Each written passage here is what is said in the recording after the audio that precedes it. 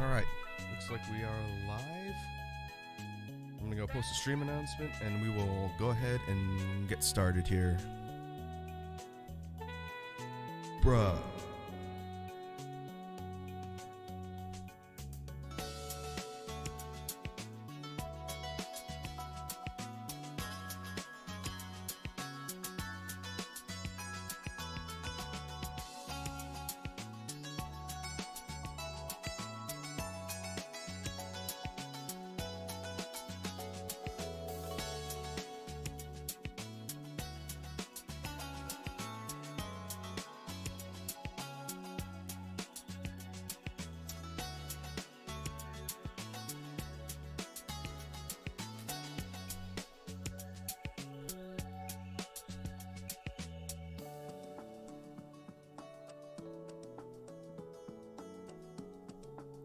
Alright, I'm gonna switch layouts over to the Jamstream template.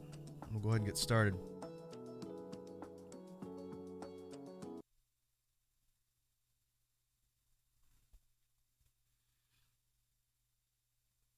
Alright. I think everything's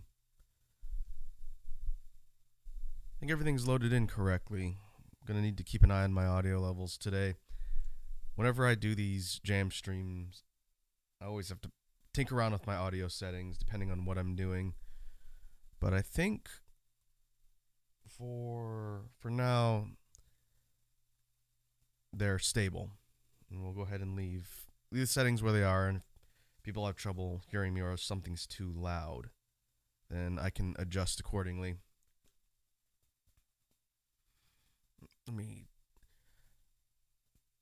test sound settings on the loop. Bruh. Okay, bruh button's working.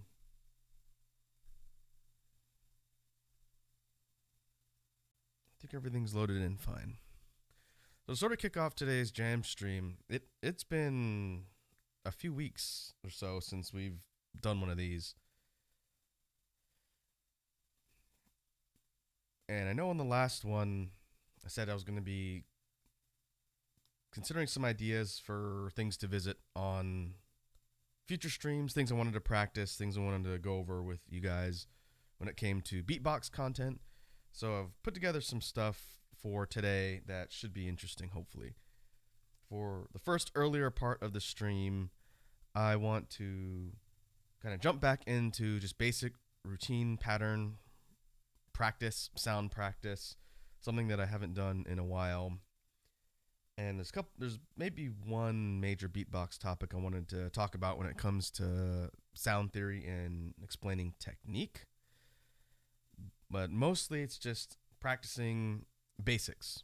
We're going to go back to basics today and work on just drills for a little bit. That'll be the sort of warm up, and it'll probably segue into the first leg of the actual jam stream.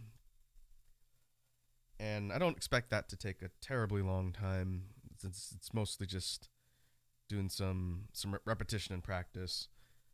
But the second part of the stream I want to focus on, which may take the most time, is going to be experimenting around with loop station and sampling. And what I've got here is I have a new track saved that we're going to mess around with today. And I'm going to experiment with importing samples or just live sampling something that's playing on my computer. And then trying to pair up the sound sample with beats to sort of remix and create a new song. And the intention of doing so is to hopefully create kind of a remixed song that I can use for my stream outro. I'm currently in the works getting some stuff together for the video portion of that. But right now, if someone were to tune into my streams, I don't have any sort of outro. I just cut the feed at the end when we're done streaming, and then that's it. But I do think it'd be more professional to have an actual outro video. It's not going to be animated, but I do want to have sort of a outro card or an offline card, and then maybe a 30-second or so, 30-second to a minute backing track with said offline card as sort of a segue out of the stream, so it's not just abruptly bam cutting it off and then we're done. And so I've got some ideas. There's a track that I want to sample and try and see if I can do things like layer beats and just mess around with the functions of the loop station, since we haven't done that on stream yet, and I haven't done that period with this piece of hardware. So that'll be probably the bulk of the stream today. It's going to be a little bit more experimental, and depending how far we get with that particular experiment and how that works, then maybe if there's time we can switch over to a BGM brainstorming session and maybe put some ideas together for a new BGM track, since again it's been a while since we've done that.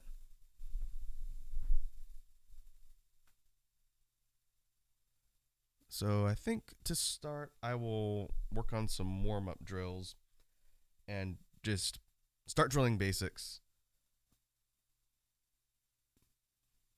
And that'll be sort of our kickoff for the jam stream today. Give me a chance to also troubleshoot my audio if there's any issues with the sound levels.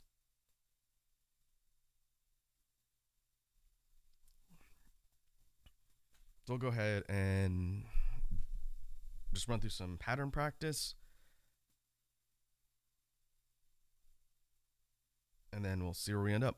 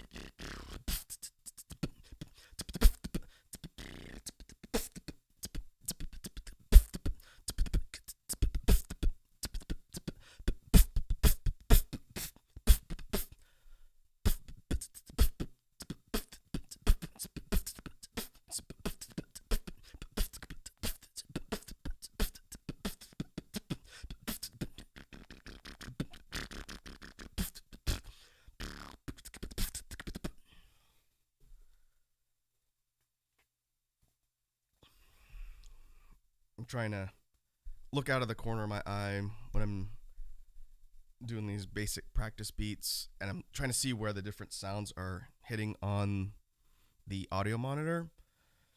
And for whatever reason, it seems like the most impactful sound is still the PF snares.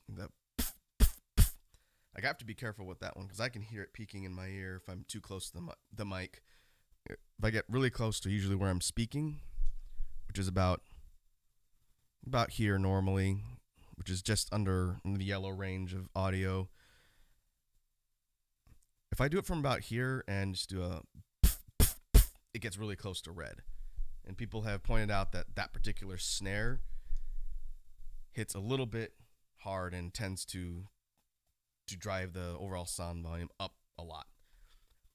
So I'm going to try, if I'm doing some sort of pattern or whatnot that has a PF snare, I'm going to try and do it a little bit further back about here.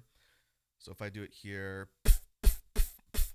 it goes up pretty high still, but I don't think it's quite peaking. Let me turn my volume up here. Let's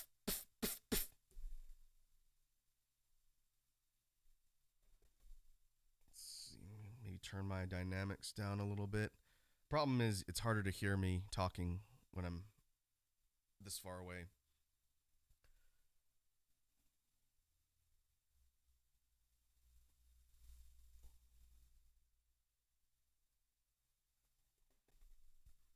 Well, I'm going to keep the dynamic and EQ about here. This is about 45%. 45% on the input dial. And I'll just have to lean in a little bit to talk to make sure my speaking audio isn't dropped out. But for snares, let's see, we could do a quick test. For PF snares, a little bit further back.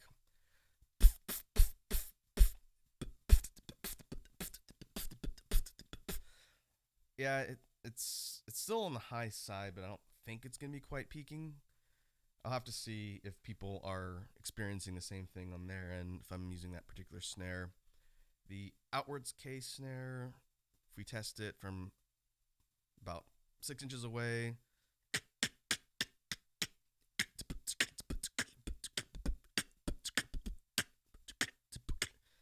that one tops out a little bit above green, the top of the green, but it doesn't get close to red, so I don't think that one is necessarily a big deal.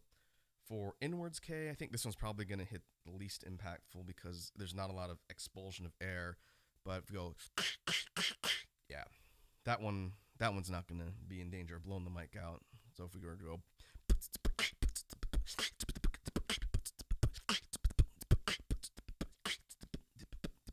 if anything, kicks are going to be more likely to hit harder. I have to be careful with that too. Let's see. Outwards click snares, I'm not too worried about that one. That's not a very loud sound. In fact, that one probably has the least amount of volume up close to the mic.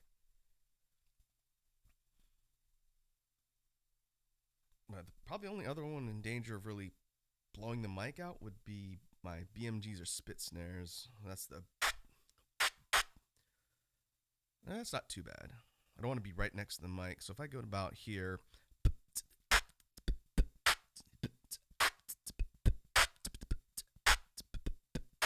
yeah, it's a little bit close, so I don't want to lean in too far for that one, I guess.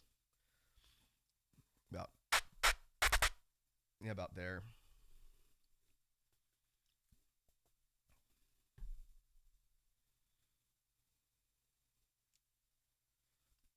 All right.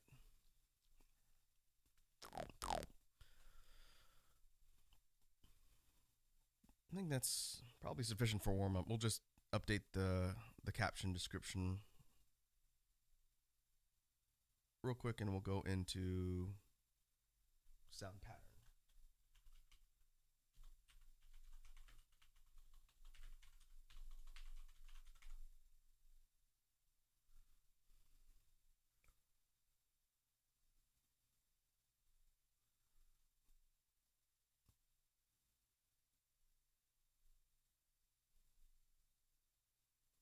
Don't know why my YouTube Studio decided to reset the camera, but we'll leave it there.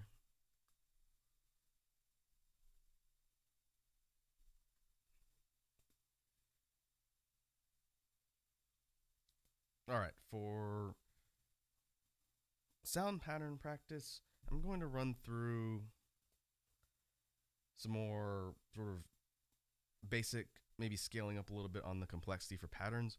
And then as part of the pattern practice and sound practice session, I do want to do some spot checks and some of the ongoing sound work I've been doing across these different jam streams where we've got sort of work in progress or developing sounds to sort of check in where they're going. So I'm just going to freestyle a little bit and start incorporating other sounds and maybe adding some basses to continue to warm up here.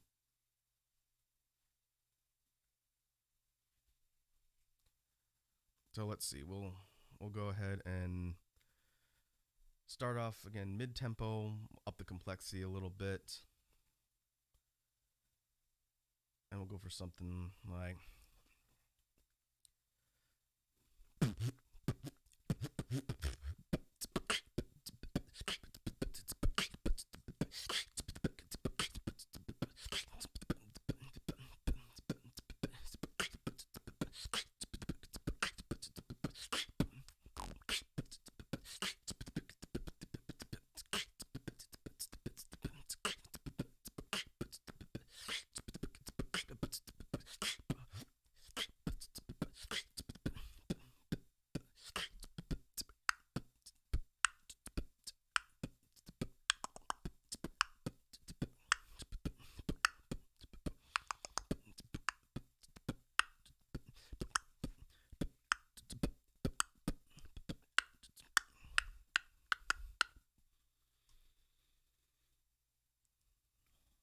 Now we'll try warming up with some throat bass. This is going to probably take a little bit to get completely warmed up.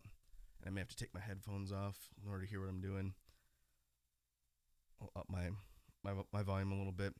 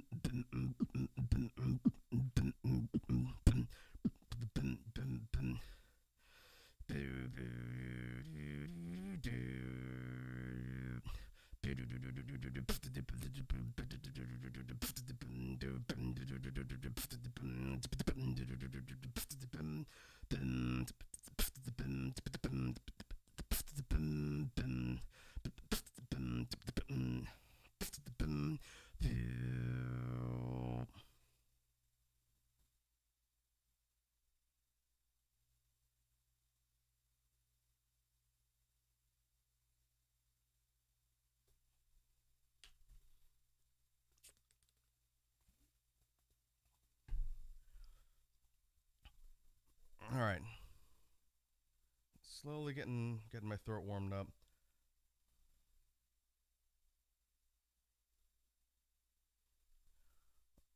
I'm probably gonna need to switch up my basses a little bit. That was just throat bass, kind of a warm up, just to make sure my vocal cords aren't totally cold when we start moving into some of the more complicated things.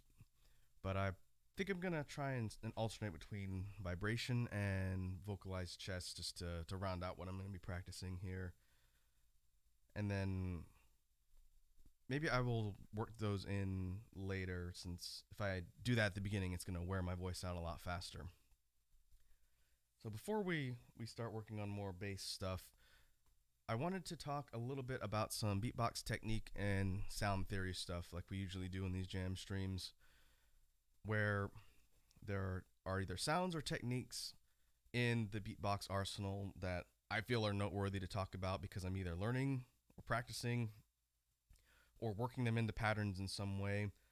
And I feel like they're good things to be always working on when it comes to general tool set. There are lots of advanced techniques and sounds and whatnot that I don't know or that are commonly learned that I think are also good to learn. But there's also some more basic stuff which I try and emphasize on these jam streams just for people who are interested in learning beatboxing to say, all right, here's some more tools that you can have at your disposal that will allow you to mix up the way you make your sounds and give you more options when it comes to creating things. And so just like we've done in the past, I have one specific technique I want to go over for a little bit.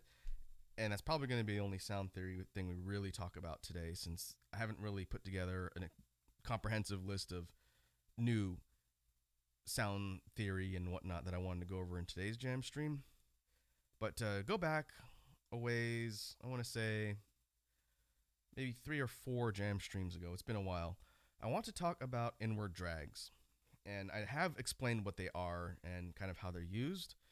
But as a person who doesn't use the inward drags a lot by default, it's something I've been working on a lot more lately. And I don't think I've progressed leaps and bounds with incorporating the sound, but I am trying to use it more because it's a good way to help with airflow regulation and breathing when it comes to beatboxing. And also it's a very, very versatile tool that can give you lots of neat options when it comes to creating different sounds and sound structure. And it has almost an infinite potential when it comes to usability in beatbox patterns and routines. And it starts off with a really basic concept. And I think that's probably why some people don't really focus on it in the beginning, because it's so simple and it doesn't seem like it has a lot of potential. But hopefully, if hearing me talk through the breakdown and sort of how it's used, I'm going to try and illustrate to the best of my ability, because I'm not good at inward drags yet. I have a couple specific types of patterns that I use more readily than others, but I'm trying to get better and incorporate that in my sound and sound work to kind of mix things up and give me more variation, like I mentioned before. So what is an inward drag? To recap from the technique side, the mechanics and how it works, an inward drag is literally just an intake of air through your mouth. It's an inward sound, as the name would suggest, and it's done through your mouth. I don't think there's a way to do inward drags through your nose that really is going to be effective. The basic sort of default inward drag is done by taking your tongue and putting it against the roof of your mouth, but you're not creating a seal. You're not cutting off airflow like you would with the inwards K or something else, where you're getting more of a pop as a result of sealing. And it's not like a sucker punch, which we've talked about before, whereas when you seal your tongue completely to the roof of your mouth with force and give it kind of a punch to cut the airflow off, and that sounds like it's just putting the flat part of your tongue up against the roof of your mouth and sealing it so no air can come in when you're trying to breathe. And you do that quickly and forcefully, and that's how you get the... And I do like the sucker punch sound. It's very useful. And I've incorporated it into a couple different sounds, but that's not what we're talking about with the inward drag. If you take your tongue, take the tip and put it to the roof of your mouth, and again, don't seal it, just leave it up there. It's blocking the flow of air, and it's going to change the way it sounds like when you breathe in. And I can't talk and do it at the same time because it's a tongue movement. But when you do that and breathe in, it should sound like... And again, it's just blocking the pathway and giving sort of a filtered intake of air. And you breathe in fairly forcefully. You're using your diaphragm for this, so it's good for breath control and training for your lungs and diaphragm for taking in air. So if you do that, it sounds like... And the way it's used in the most basic version of the inward drag that I've seen, you just close your mouth and you regulate the intake so it becomes a rhythm instead of just a breath. So if you do that just by closing your mouth, or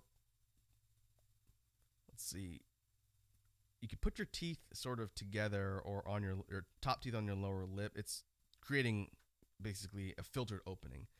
So doing that and breathing in the same time and creating a rhythm, you get something like... And you're not shutting your lips completely when you're doing it. You're creating like an F sound where your teeth are touching, your top teeth are touching your bottom lip. You're not biting down and trying to seal it with force, but you're basically creating an F sound, but you're breathing in while you're doing that with your mouth. It's a little bit hard to explain without seeing a physical face. But in doing that, the sound goes from to. It does sound like an inwards F sound. And just by doing that, you're creating a rhythm with the inward drag. So it goes from to however many rhythmic notes you want, quarter notes. You have eighth notes. And the more you practice this, and this is what I didn't realize as far as the potential, and a lot of beatboxers have talked about it, and I guess I just didn't listen. The muscle memory and the way your mouth sort of learns this particular movement gets quicker over time as it becomes just second nature in muscle memory. It's the same concept that applies to pretty much anything you learn in beatboxing. I don't know why I didn't connect the points and think, well, if I just practice it more, it gives me more speed and proficiency like anything else. It just wasn't apparent, and I did want to mention that because it's not a sound I've historically used a lot. So you have the kind of more rhythmic eighth notes, but it can get even faster, and this is what I've been practicing. So again, you're just taking all your air in a single breath for what I'm demonstrating here, but the creation of the filter that's breaking up the airflow going inwards is what is the muscle memory that gains speed over time. So if I were to try and do the fastest cutoff that I can for an inward drag, it would probably sound something like, probably was at 16th notes, maybe not quite triplets. Triplets would be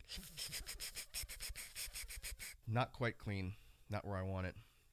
But the real neat thing about the way inward drags incorporate into sound and pattern technique is you can use it to mix up your sounds between inwards and outwards sounds, and it's basically giving you your air intake without having to stop and take in a breath all at once and break up whatever it is you're doing. And so I think a lot of endurance patterns and things that people make involve incorporating these inward drags in different forms so that they're not having to do that stop and take a breath. They can keep going, keep doing their sounds, and then they're intaking air, and they're also, you get that sort of breathy, I don't know what kind of sound you'd call that. It sounds almost like not like a brush, but it sounds like a distorted sound. And at the same time, you're regulating your air. And the more you do it, the faster you get. So the most common exercise that I see, and this is what I've been practicing, is something kind of like a dubstep beat, where instead of just going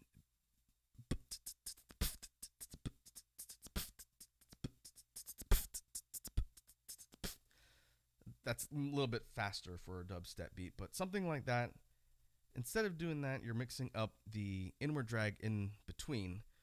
And let me see if I can demonstrate this without messing it up too much. It would be like,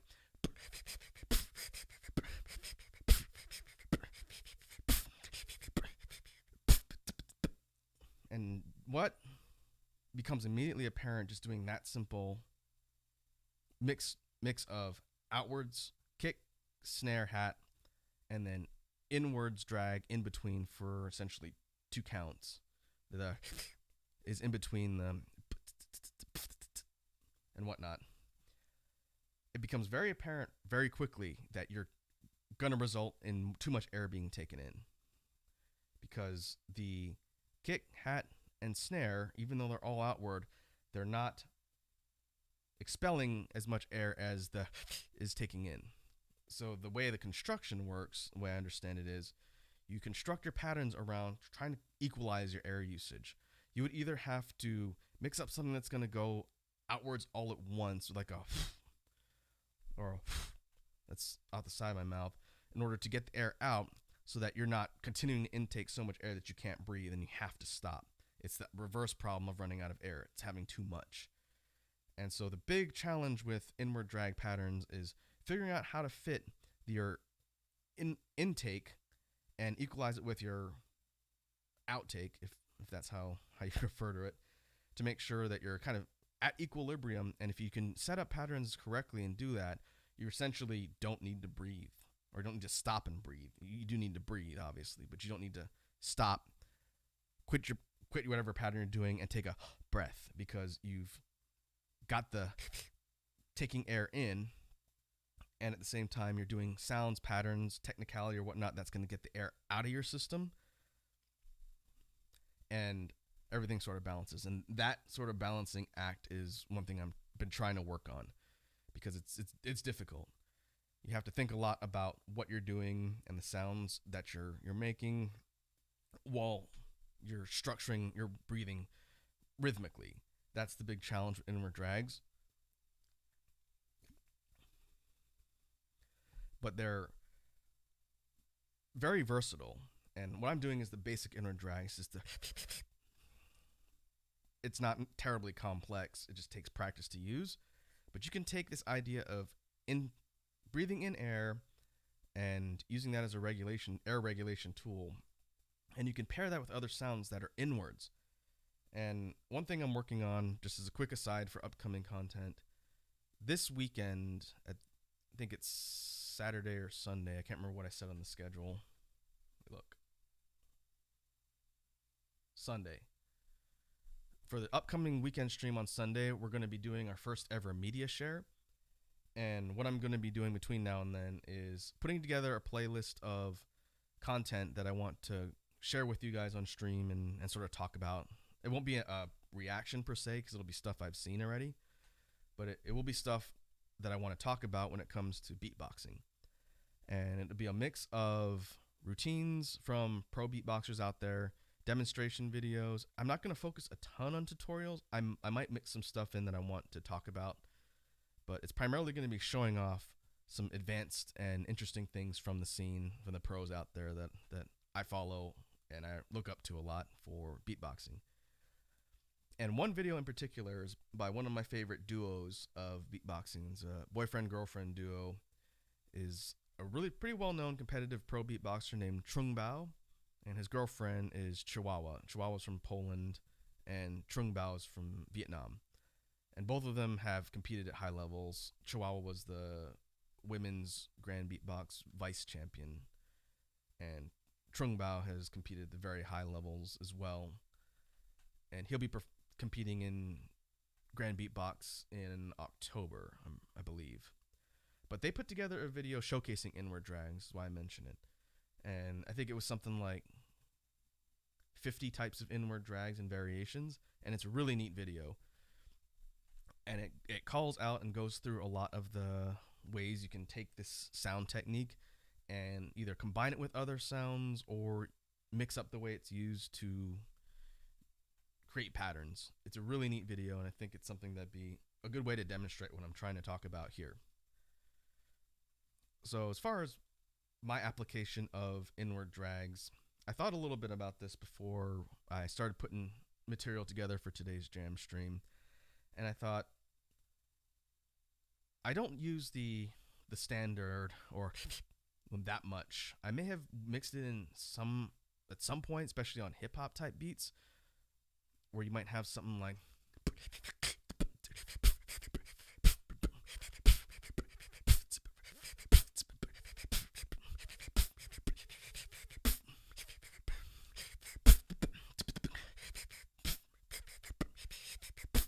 and it's really more of a filler in between sound, and it's not really 100% focusing on air regulation, because I do have to breathe if I don't time my sounds correctly. But I don't do that very often. I'm working on getting better at the sound so I can use it more. But the one I use, it's a variation. I'm pretty sure I didn't invent it, but I don't see it readily used that much, and I need to ask some pro people if they're familiar with this particular variation on an inward drag. But it's what I call the sucker punch drag, and there's a couple sub variations of it that I use, but that one is the one that sounds like, and that's just a sucker punch, a hup, or an inwards, like basically hip without an I, and like another sucker punch hip sound afterwards, and that's how I get the. And it tends to be a triplet pattern. That's the way I use it. So for me, and this does, I think, count as an inward drag because it's an inwards airflow type technique that uses a combination of sounds. And so the way I would use that would typically be in conjunction with another inward sound because the mouth position is similar. So something like an inwards K. You guys have probably heard me do this on a lot of hip hop-ish type beats where I'm pairing those types of sounds together. But that would sound like.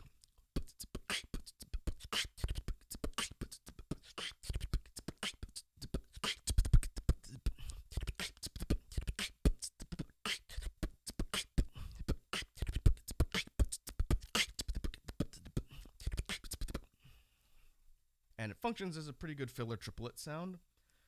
But I can also use it in another sub variation for more of a drawn out inwards drag. It's going to basically give me more air. And that sounds like.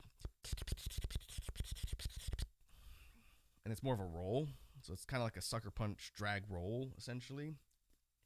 So if I were to do it in a slower beat as a demonstration, might be like if we go back to our dubstep example.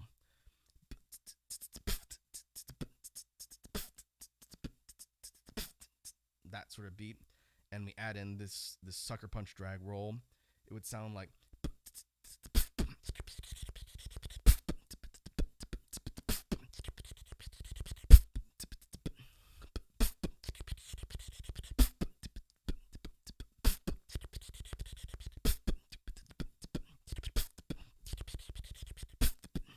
It'd be something like that.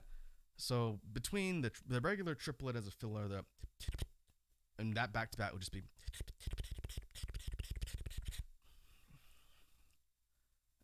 I've used that before in patterns. It's not necessarily a signature move, but it's something I go to a lot. Or the slight variation that adds, I think it's another, like a hissing sound in between. That's how you get the 4. That's a quadruplet pattern. Yeah, I think so, versus the other one. A little bit hard to tell, but I think the chain is essentially versus 3 pattern versus 4. That's the way I'm thinking that's broken up. But that's the most common type of drag that I've used readily. And I don't think that's the most common. Again, I don't think I made up that sound of that combination of sounds, but it's not terribly common from what I've seen. I've seen people do sucker punch rolls before, but that tends to just use the. A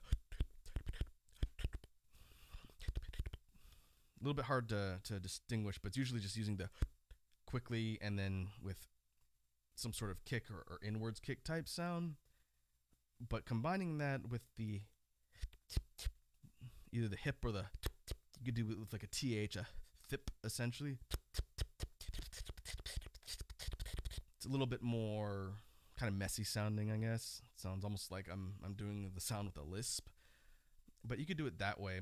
But I haven't seen people combine the sucker punch into an inward drag roll like. Maybe people have, and I just haven't seen routines with it in there. But that's one question I need to ask some of the pros and see how common it is. I don't want to claim credit for something. It's just something I figured out that I started doing in my sounds because it was pretty handy for real quick intake of air in between other faster sounds. But if we're talking about the application of an inwards drag, another pairing or kind of hybrid of the sound that I'm not good at, something I've been working on that I don't really talk about a ton here on stream because I'm not good at it, is an inwards click roll. And the inwards click roll is the.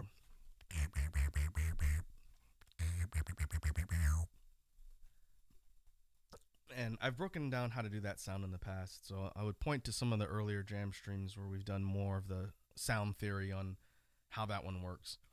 But in short, you're bending your tongue back in your mouth and you're intaking air and causing your tongue to vibrate It's basically the reverse of regular tongue bass, which is like rolling your tongue, where you go breathing outwards and having air causing your tongue to oscillate as the air leaves. Inwards click roll, it does that, but you're going inwards, and it's a very unusual mouth position, and it took me forever just to get the basic to even come out, and I'm not good at it. I've been working on it more. I'm trying. But combining that with the idea of inward drags, you can take that sound and just like I was doing the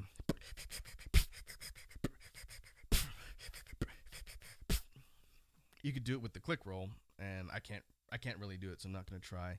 But if you swap in the for the, you can use that, and your inward drag becomes like a bass type sound instead of just an air intake sound. And it's really neat to see people who are proficient at it, and Trung Bao and Chihuahua are two that use it very well in dubstep type beats.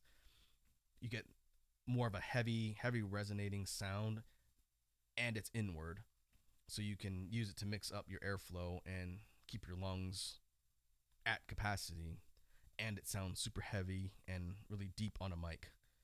So click roll drags, as they're called, are much more advanced beatbox technique, and depending on how you've sort of learned sounds in progression, I don't think it's necessarily something beginners learn right away, but it's powerful and it's neat.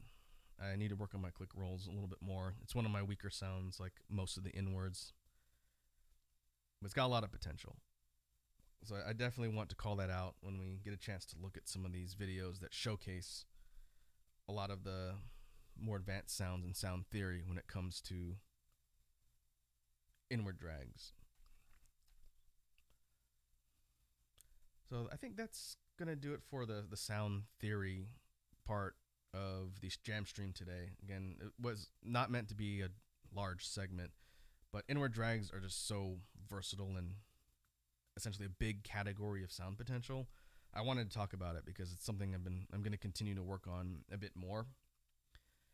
So as I come up with more tools and more ideas for how to work that into the sound arsenal, I'll be talking about it more and sort of talking through, like we do on these jam streams, how the pattern construction works and what I've sort of learned, and then I can break that down if you guys are curious about learning it.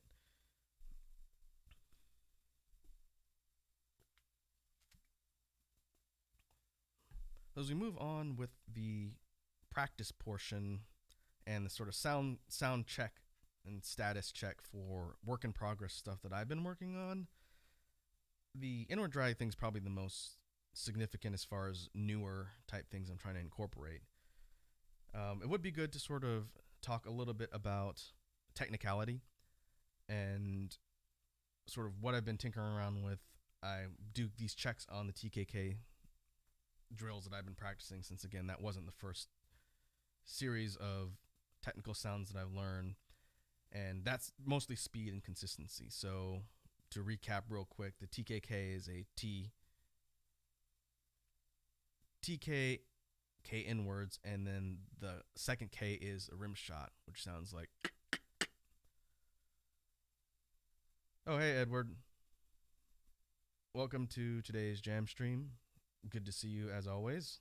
Hope you're having a good afternoon or evening or morning, wherever it is you're at.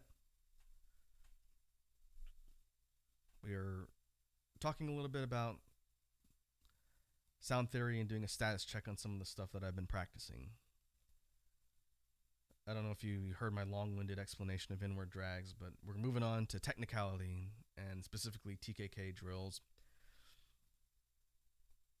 So like I mentioned before, it's a triplet pattern that I've been practicing, and it sounds like those are the three individual components that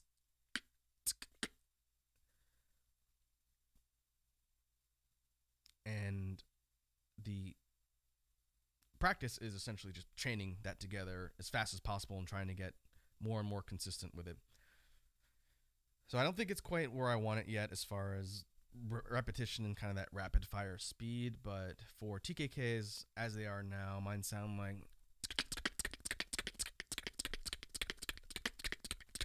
after about the 10th repetition, it starts to get muddy. So I think it's slowly getting more and more extended. But I couldn't sit there and do it for like 30 seconds and have it be totally clean. One, because I have to breathe, and two, because my mouth muscle memory is not completely dialed in that I can just do it automatically. But the speed's getting better. So if we were to put it into pattern practice and use kind of like a filler, you might do something like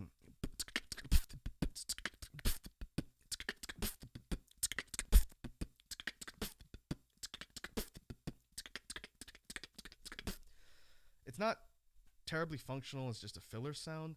Usually people will work TKKs into an actual whole speed pattern. But what I'm noticing as I just try and practice and learn how to use that sound set better is it's going to give me the ability to combo it in the other technicality patterns that I do know. So you might do something like, and that's a kick,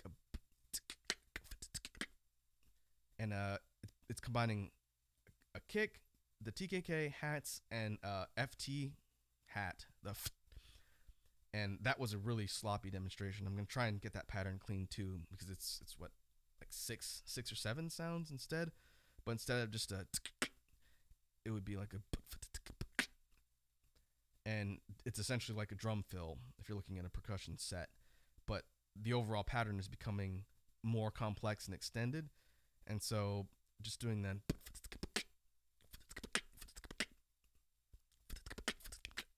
Being able to chain that together is going to create a much more complex rhythm line for a technicality, and that's where it starts to get really fun. So mastering the muscle memory for just the and getting quick with it means then I can start slotting into other things like my favorite technicality patterns, which is the TKP or KPT. You could do something like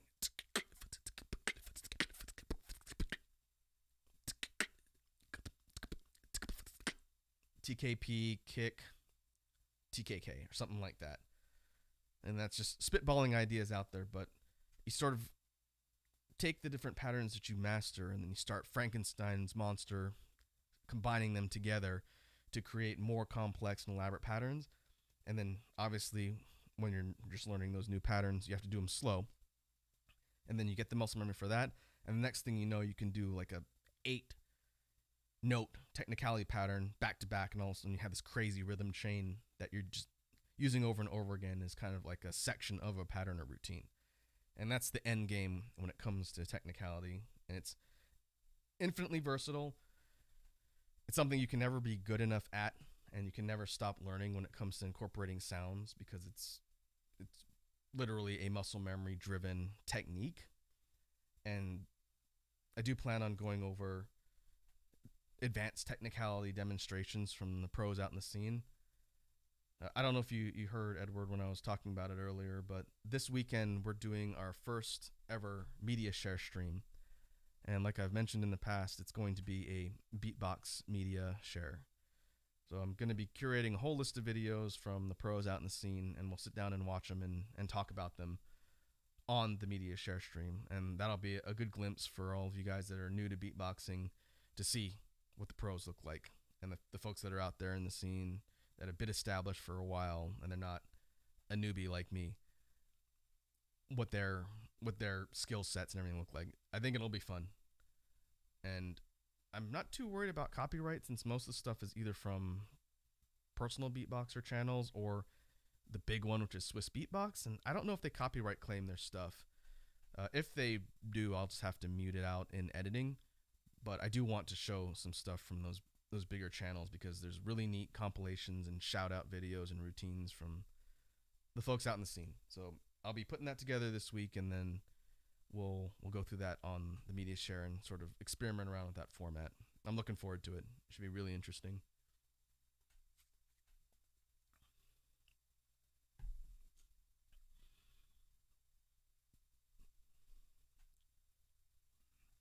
But for the last bit of sound status check, I think technicality and inward drags are the two I wanted to really hit on today and make sure I talk about, since they're the most ongoing things I'm working on.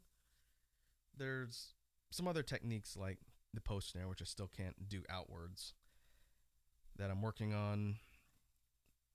I am still working on inwards bass. I can't do it yet. I'm working on it. That's a very difficult sound for me to learn.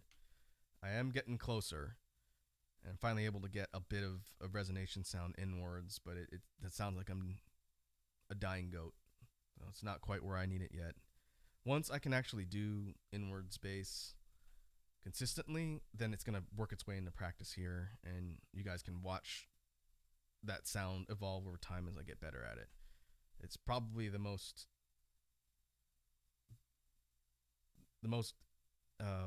desired learned beatbox sound for me right now, and has been for a while. I just shuffled it lower on the priority list because there's other stuff I wanted to focus on first. But yeah, that'll be a big accomplishment once I can get that particular bass type down. Other than that, I guess we can do some pattern practice with the, like I said, other bass types. I did throat bass as sort of the warm up initially earlier on in the stream, but maybe we can mix up some vibration bass and vocalized chest bass into some practice patterns. We are gonna move on to the outro brainstorming session shortly after that. But I did want to do some bass practice just to continue to try and sharpen up and apply those skills. But before we do that, I'm going to go refill my water bottle real quick. So I'm going to step away for just a sec, and hopefully my avatar doesn't freak out. I'll be back in a minute. Let me do this. I'm gonna flip over to one of the other tracks, and I'm gonna put one of the BGMs on for just a minute or two while I'm away, so there's not dead silence with me staring vacantly into the camera. So let me see.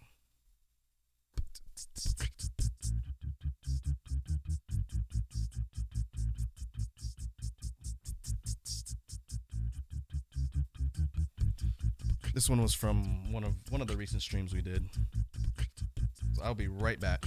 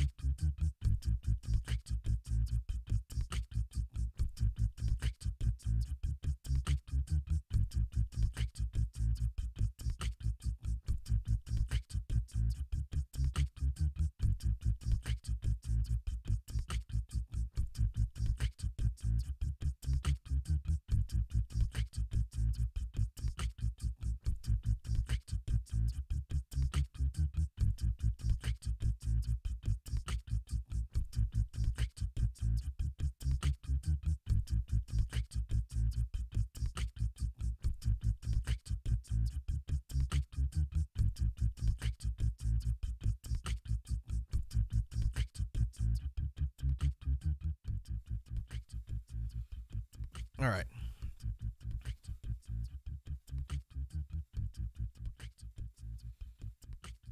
Let's go ahead and turn this off.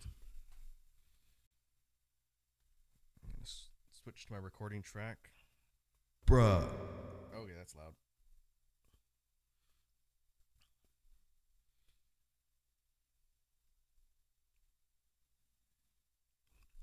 I think that should be fine. I have my output volume down a little bit so it's not quite as loud in my ear.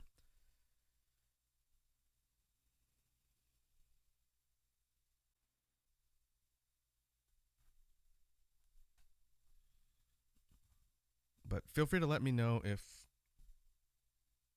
let's see, if it's tough to hear me when I'm talking. Like I found out earlier on in the stream, I have to get a little bit close so my speaking volume's audible. But if I turn up my sound settings too high for the dynamics and EQ, then it makes my snares, some of my snares will peak really hard on the mic, and I want to kind of avoid that.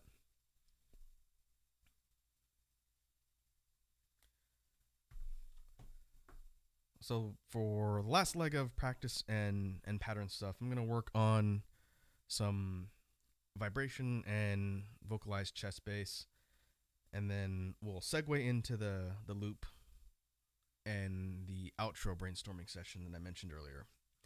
This will be kind of a quick run through. I'm going to see if I can freestyle some stuff on the fly here just to practice, and we'll proceed from there. So let's see.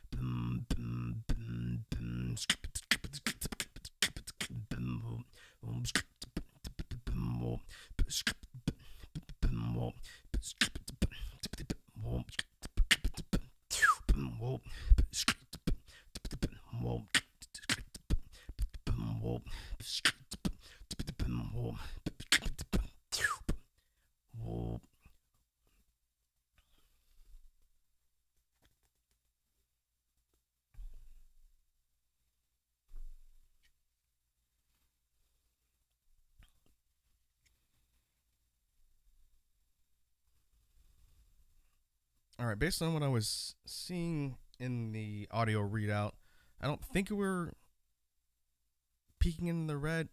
I was only glancing at that occasionally. I wasn't looking at it the whole time. But as far as I could tell, the audio was all right. Again, let me know if you guys are hearing anything that needs to be adjusted so I can fix it on the fly here. When we move on, I think I can monitor the audio a little bit more carefully when we're just doing the loop stuff. But for the actual practice, it's constantly a work in progress.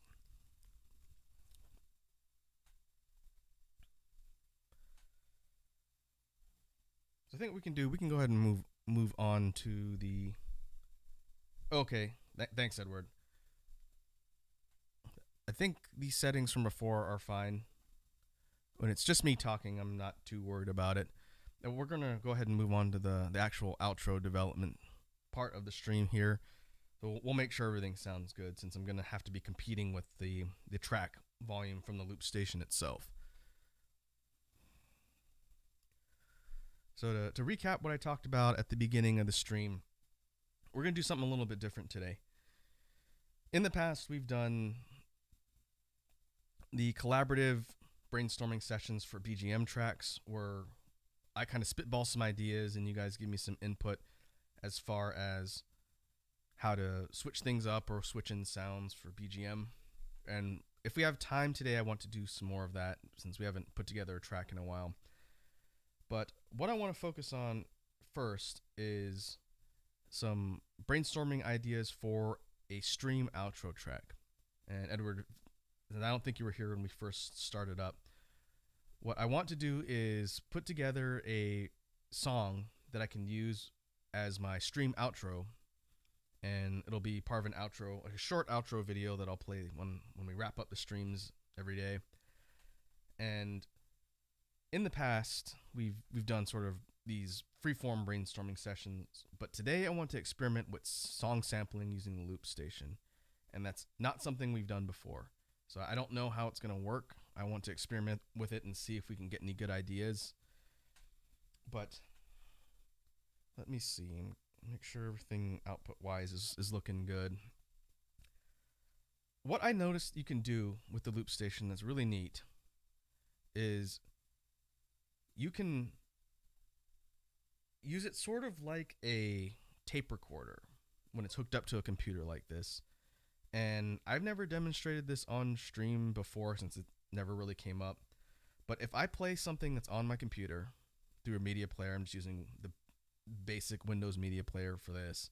If I play something like an MP3, the sound output, because my loop station is hooked up via USB and it's basically a sound mixing device, it reads that audio coming through like it's direct input. The piece of hardware itself thinks of it like a mic input, like me talking. And so it's receiving audio input coming out of my computer via USB, and then it's reading it on the loop station. So if I play a song on my computer, I can record parts or all of it. I don't know if there's a track length for the loop, but I can record that as an actual sample, and then it's stored on the loop station. That was how I recorded the VTuber challenge video that I uploaded several weeks back. I basically recorded the audio as its own track in the loop station, and then I messed around with the additional tracks to add things like vocal doubling and some ad-libs, and then I kept those as separate tracks, and then I played the whole thing back without any sort of input, and then I put my vocals over it and recorded the whole thing, and it was all coming out of the loop station, being recorded by the software on my computer. And I don't know if that's necessarily the most efficient way to do it, but when it came to getting everything in one spot so I can just record, it was basically a one take thing instead of a post-production separate track recording and then putting it all together, because I can't mix it all for audio. So I said I'm just going to do one take with everything on the loop station, and I recorded it and took like a dozen takes. But for the sake of the outro remix experiment today, I want to take a track it's an old RPG theme from one of my favorite Super Nintendo RPGs, and I want to sample the whole thing on the loop station and make sure we have basically a clean sample of the audio, and then I want to try and see what we can add to it and sort of remix the sound. I want to do the whole song first, and then we'll see what we can do as far as layering on some beats, some beatboxing beats, and some effects. And depending on how that works, if I want to take a chunk and resample it, or do sort of like a fragmented remix, and I can always re-record the sample. The tricky thing is I have to start the playback on my computer and start the loop recording at the same time. Otherwise, it'll be slightly staggered. And that shouldn't be too difficult. There's maybe 1 second delay when the MP3 plays. So I have it queued up to where it starts. So I should be able to just hit play, hit record, and grab the entire sample. So I'm going to do that. And I don't know how loud the volume is going to be on the playback. It shouldn't double. I hope it doesn't double because it's playing from the media player, but it's coming in through the loop, and that's how it's outputting to my headphones. So I'm going to try and do this. I'm going to let the whole thing play for the section I want to record. So this is going to be the basic full sample of the RPG theme, and I'll explain where it comes from and what it's called after we do that. So I'm not going to say anything because otherwise that'll pick up on the actual loop. But let me see if I can do this on the first try. I'm going to try and record and play back the sample at the same time. So this is essentially the demoing of the track. So let's try it right now.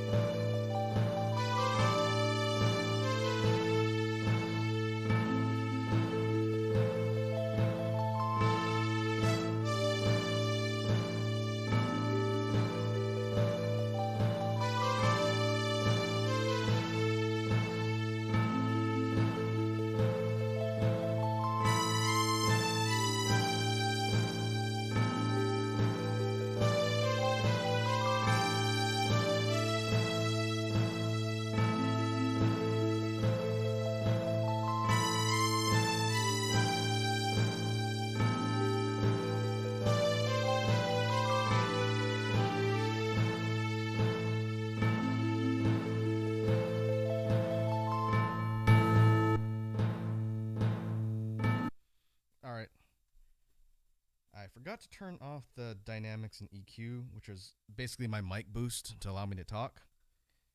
I originally did not plan on having that applied to the track because it's gonna over boost the track a little bit.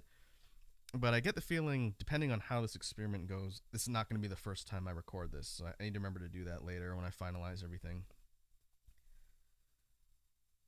So the sample itself is about, where are we at? A minute and a half, a minute 50. So a little less than 2 minutes. And let me see how this plays back. The sample track on the loop sounds like this.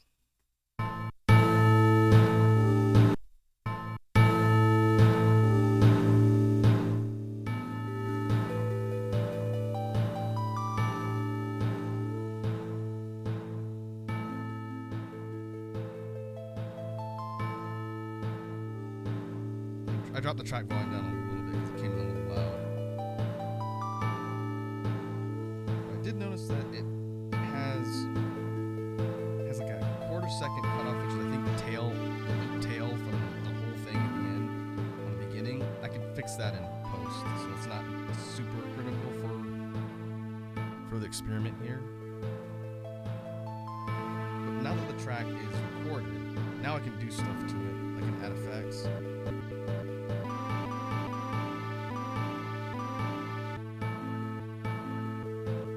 That's beat scatter.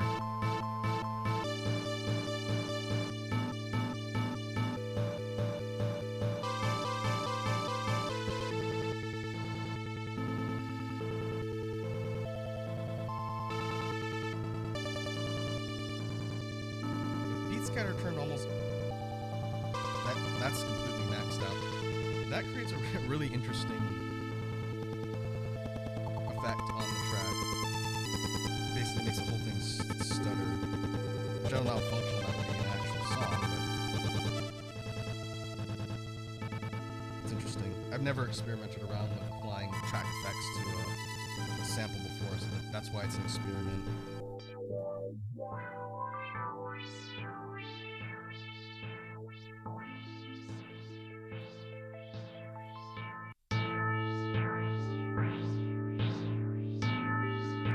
That was the repeat.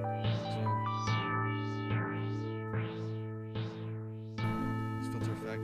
It looks like after that high strings section, which is the last part of the overall melody, that's where I cut it off, and that's where it's going to loop from.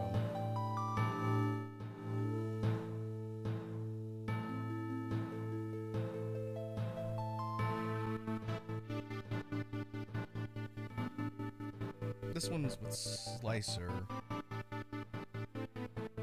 Very similar to the scatter, the way it chops the beat up.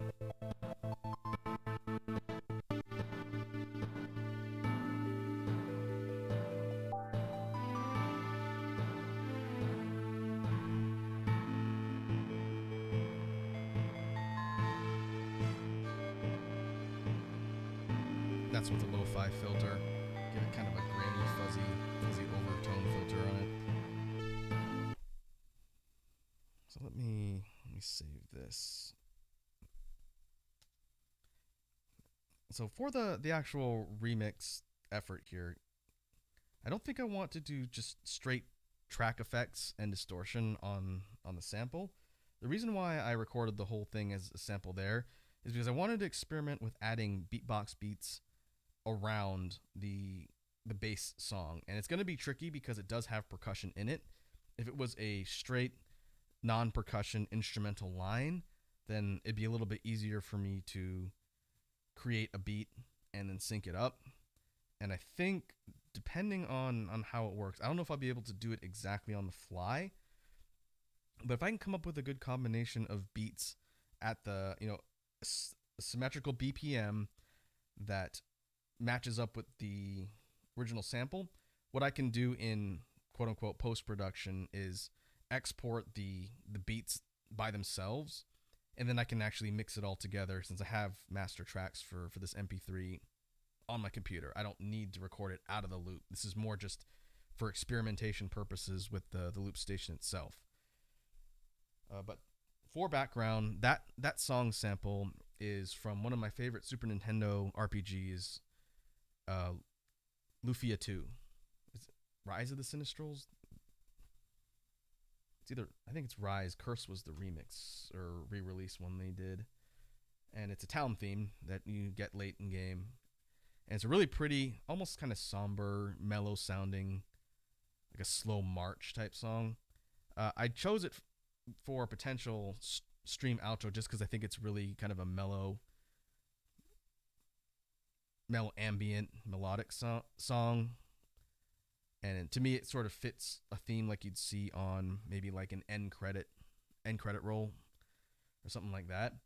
But if we can sort of remix the sound a little bit and give it some additional variation and flair, I think that could be fun. Worst comes to worst, if this experiment doesn't work out, I can always just use the song or theme by itself, and I think it'd work fine. I just think it'd be fun to try and mix up some additional beatboxing stuff and combine it and see if we can create something different.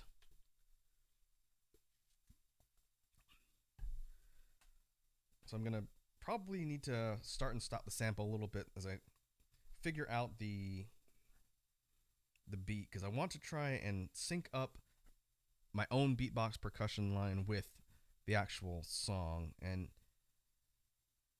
I guess I can see if I can just get a kick line that is going to sync up with the overall BPM. And I don't know if this is even going to work because I've never tried this before. So we can just see if it works. We play the actual sample. The problem is I think I'm going to need to, well, maybe not. I might be able to record a smaller section of a kick line and then just see if I can get it to sync up. And I can just play it whenever I want. It doesn't need to be synced to the whole track. It'll just loop. Let's see if that works first. So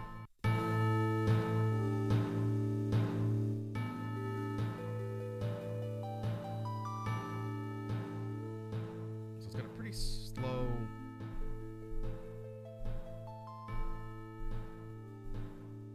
What is that? It's like a timpani? Or a bass drum? I wonder if I can get that to sync up just by itself. If I can do that, that'll give me a good place to work from. So let's see.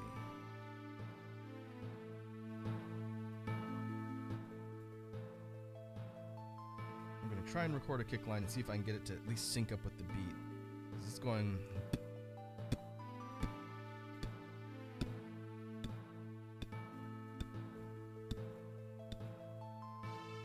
I think that's really slow 4/4. 3, 4, 1, 2, 3, 4, 1, 2, 3, 4. So I should be able to. I wonder if I can do it in like a halftime beat and add more kicks in between. Let me see if I can at least get that. Get the rhythm line to line up because I can't do anything if that won't work. So I'm gonna try it.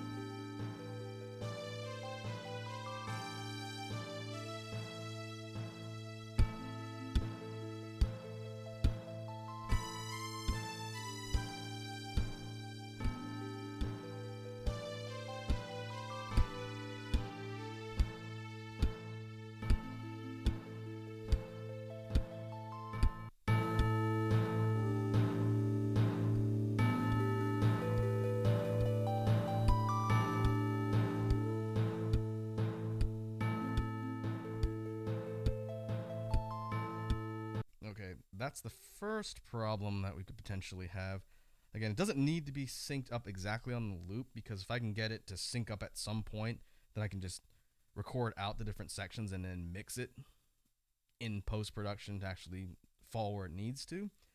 But when the sample starts over, because it has that half-second tail that's from the end of the recording, and the part that I recorded just now, the kick, it's on beat.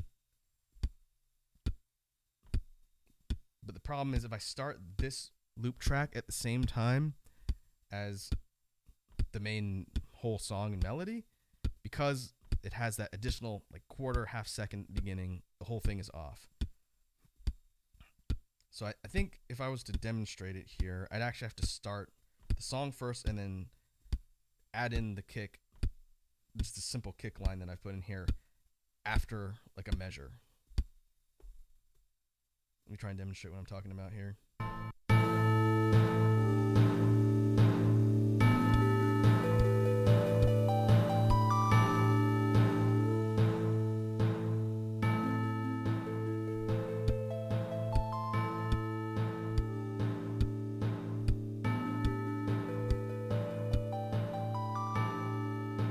Yeah, okay, that's interesting. So where I recorded it and then had it playing back sort of in the middle of the song, it was synced up fine. But actually playing it from the start to finish is going to be challenging.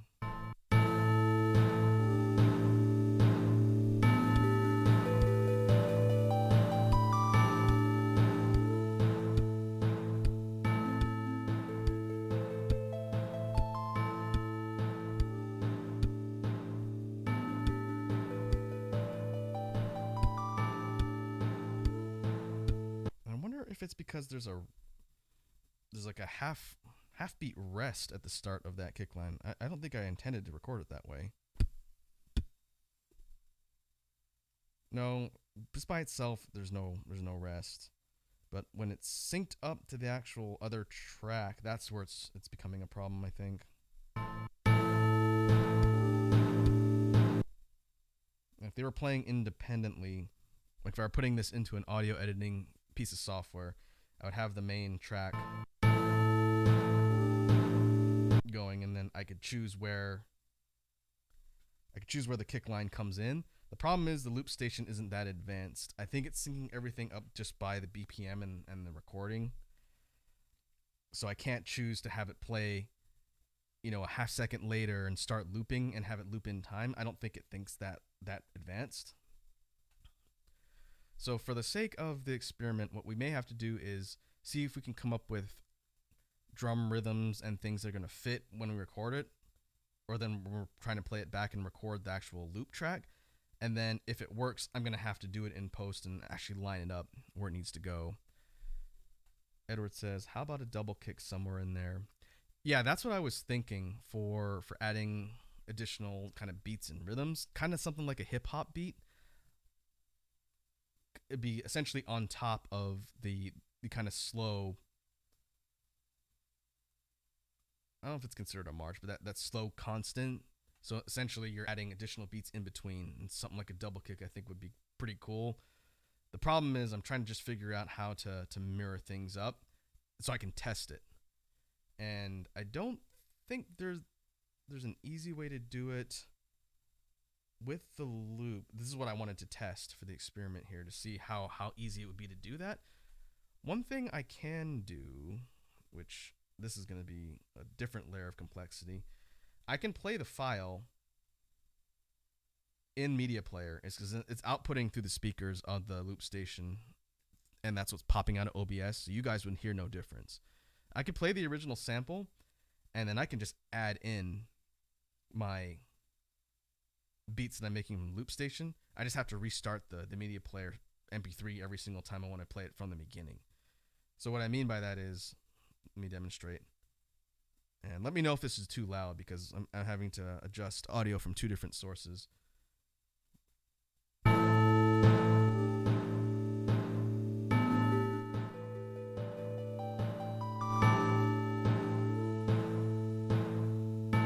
This is coming out of my computer, right? And if I take the loop and just start, I'm going to have to kind of time it a little bit.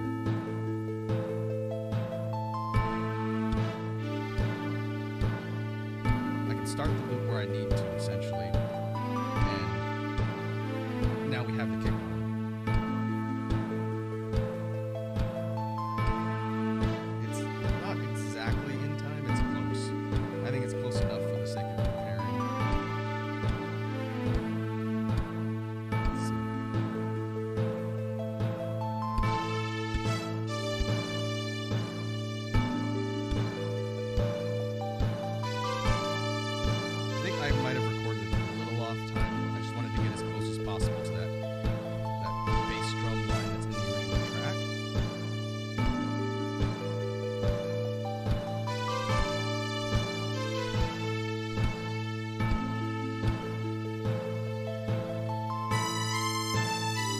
I think it's a lot easier to sort of compare based on playing the sample and just trying to line up where I started the loop. That's all I really needed from the experiment here, because I'm not going to be recording any final tracks straight off the loop.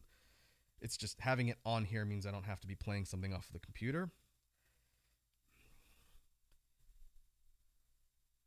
So to your point, Edward, if we were... Oh, the song is kind of quiet when... or talking is kind of quiet when the song is playing. That's most likely because the MP3 track volume is much louder. So I can drop that down. It's not really necessary that you hear that every time. Yeah,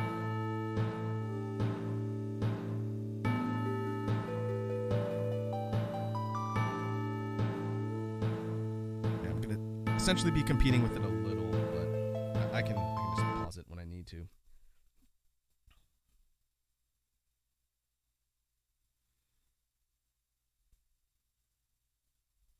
right, one thing we could do, and this is going to be a different experiment.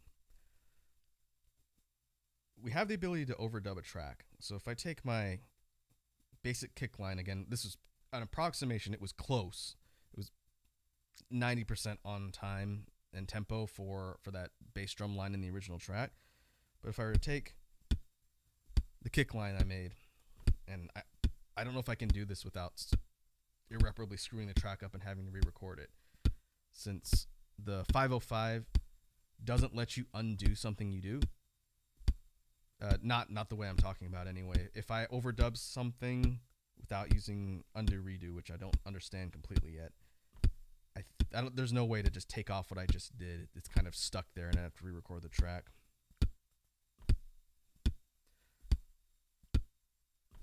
But if we listen to the kick line, I have the ability to overdub additional things on top of it. I could try and put in another kick in between. So instead of it being like we could do like a alternating double kick, where it's like, that'd be alternating triple. We do one and then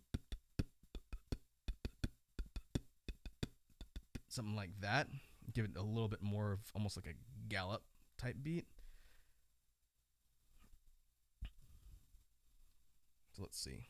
Let's see if I can actually do that.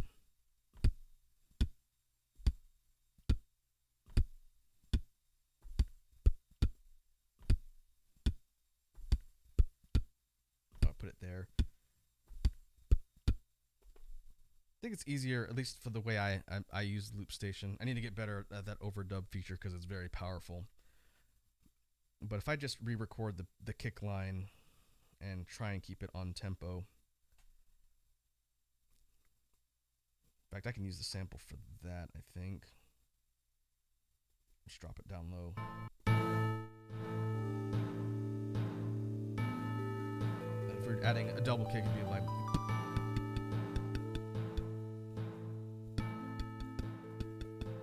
something like that could work. Now, I have to actually do it on time, which is going to be the tricky part.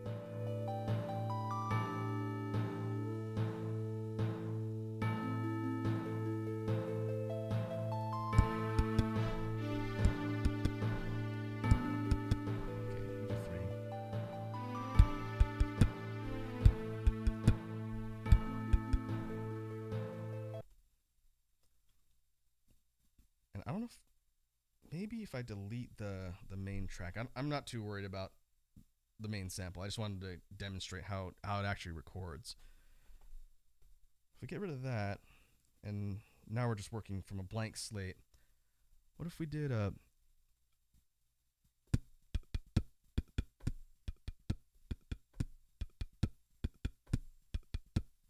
it's off by a slight half second.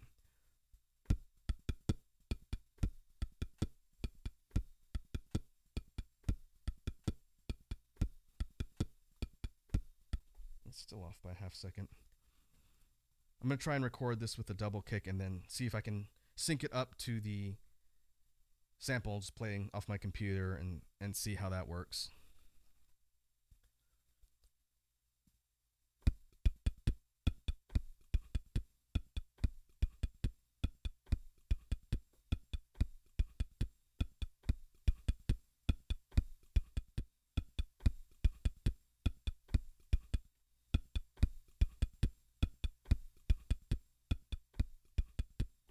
All right, let's see if I can get it to sync.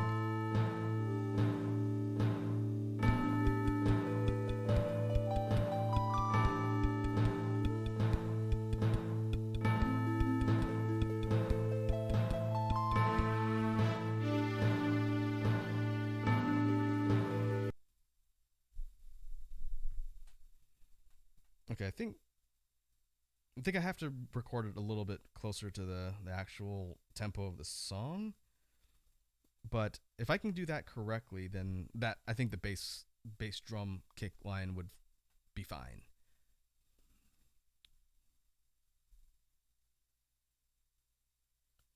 Now, if I wanted to do like a complete beat line and do a snare and everything else. I could try and record that and see if I can get it to sync up with the original song just to see what it would sound like. It won't be clean and it won't be necessarily final or anything. But if I were to do something like, let's see, I wonder if that could work. Let me see if I can get that beat recorded, looped, and then see if I can get it to sync up close to the beat, just to see what it would sound like with an actual snare and everything else for it to add like a hip hop beat over the top of the original sample, just to see what it'd sound like.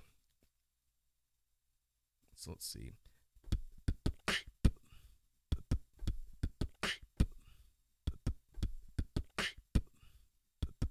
All right, let's see.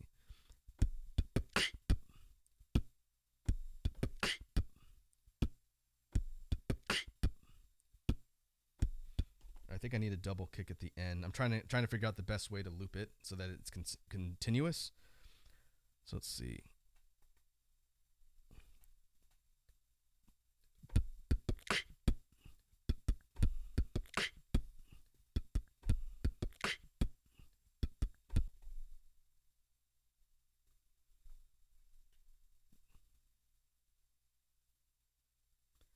Or maybe I could do it with a single. I'm going to have to fiddle around with the rhythm, try and see if I can get it to loop correctly.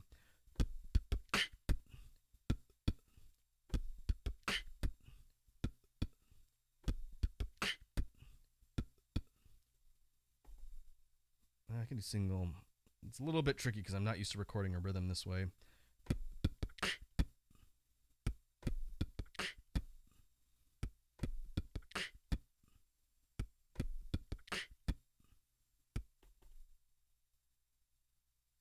So let me try and think how I want it to sound. If we're doing... No, that's not what I want. No, that's not what I want either.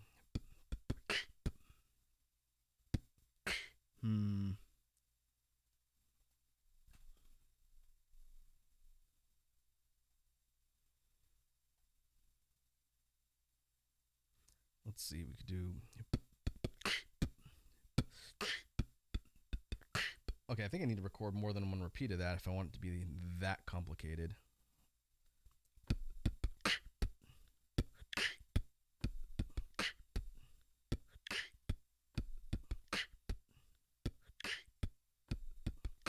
Yeah, that's closer to what I was thinking. Let me try and get it to loop on time.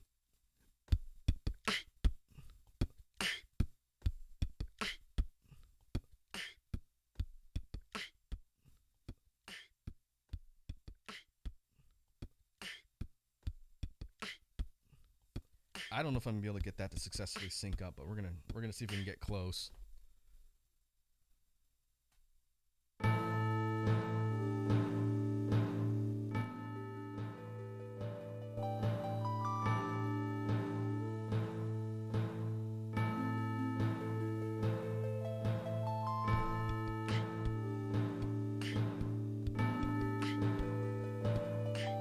One thing I can do, it's not in sync now, it's way off. But I could mess with the BPM and actually slow down my sample, which is actually at 153 beats per minute, which is way too fast.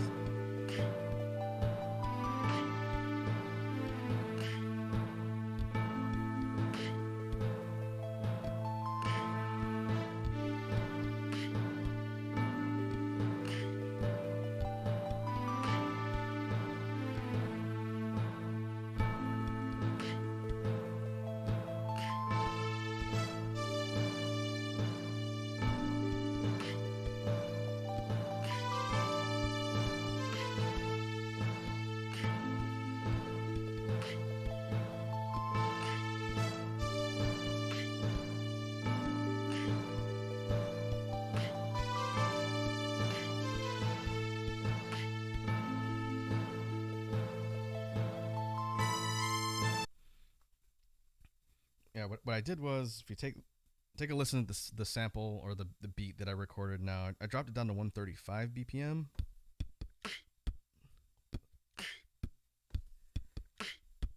which is closer. I think it needs to be broken up a little bit in order to sync up to the beat in the actual song.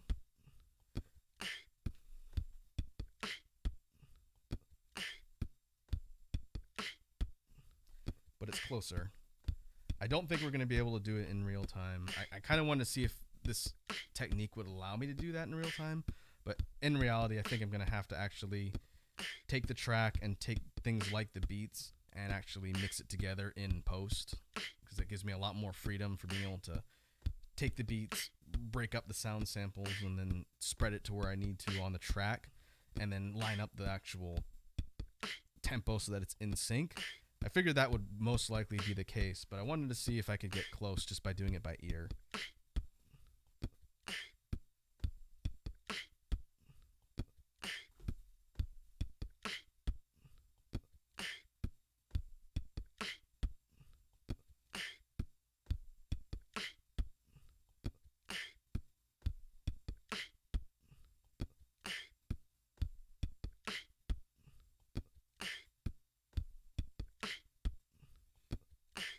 Let's stop that. What we could do, since again this is an experiment and I want to see just how many different tools I can kind of use for creating this remix. And again, it may not actually pan out. That's why it's an experiment. We can use this prototype beat that we've got and start adding in additional things rhythm-wise and whatnot, and just see if we can create something that's complementary that I can put together in post.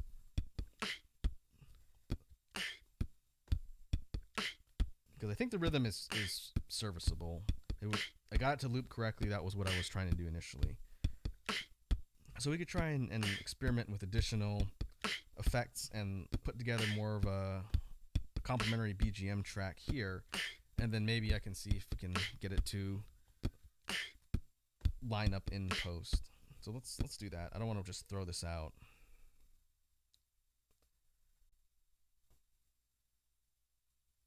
What if we added a hi-hat run in addition to the beat, which is pretty much just a kick and snare. So something like a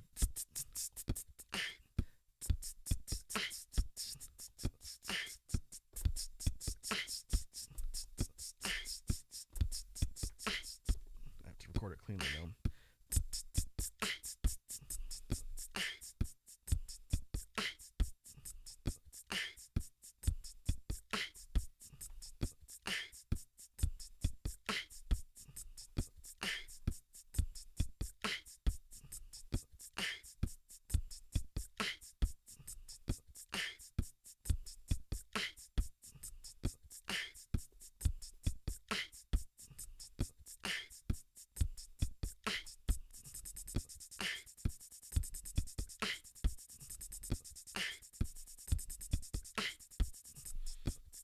One thing that's kind of neat about doing things like hi-hat runs on a separate track is I can take the track effects and only apply it to that track, which we've done in the past. That's not necessarily something new. But if I wanted to do something like mix up like a trap flow or something like that, all I have to do is turn on the like beat scatter and have it apply to just that track, which is how I managed to get it to go.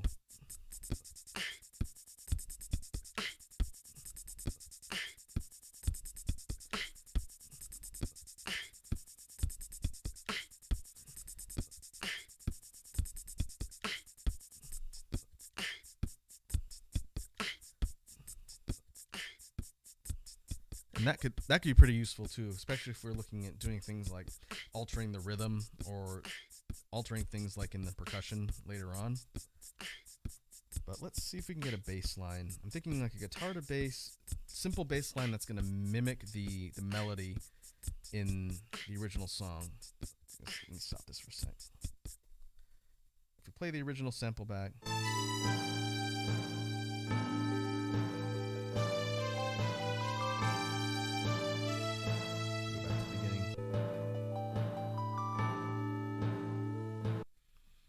There is a bass line. It's pretty subtle, and I think it's only like 2 notes. but it's kind of just a low hum in the background, and then the timpani line and all of the other instruments are at the foreground.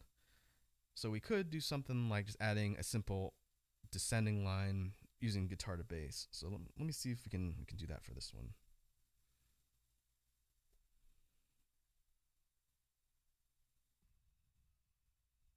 Let's see, we can put it about here, 50% here. That was 50%. This is about 60. Let's see, I'm gonna try and record a two note bass line under the beat we just did.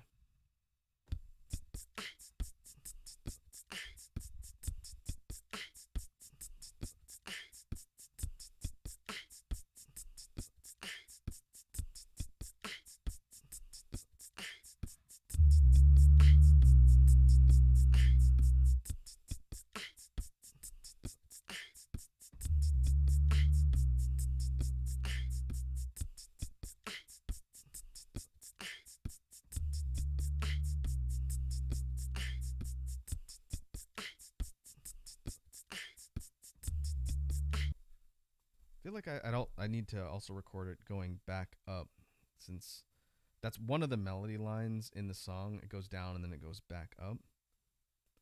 So let me try and do that instead.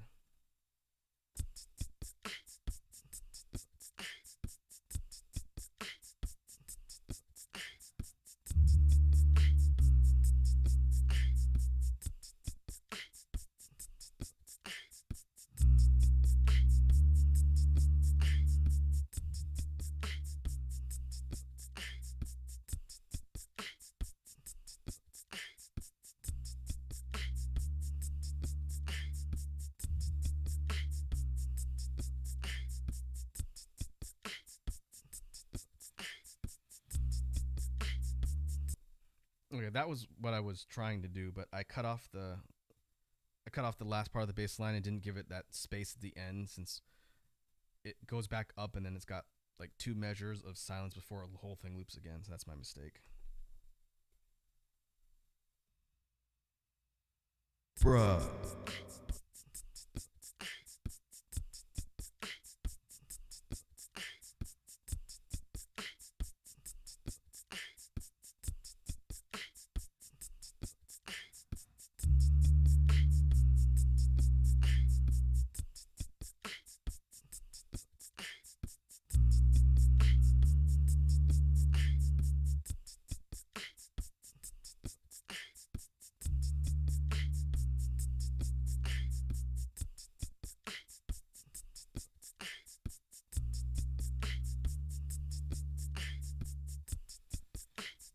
All right. That was what I wanted. So now I think it's actually synced up pretty close. Real question is whether or not that bass line is